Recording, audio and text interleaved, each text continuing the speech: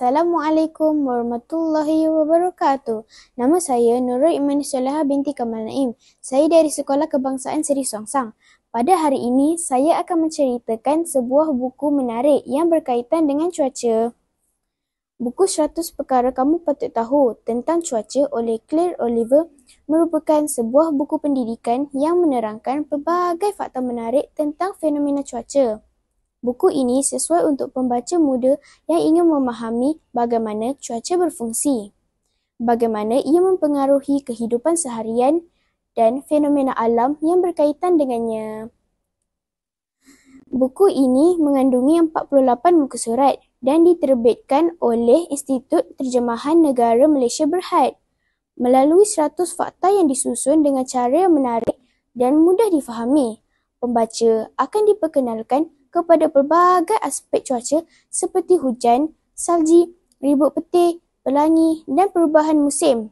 Buku ini juga menerangkan bagaimana fenomena seperti pemanasan global dan perubahan iklim memberi kesan kepada dunia kita.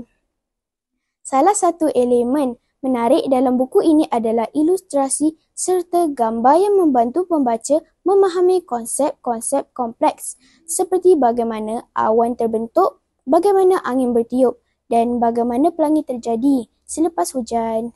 Selain itu, buku ini juga menerangkan tentang alat-alat yang digunakan dalam kajian cuaca seperti termometer, barometer dan anemometer.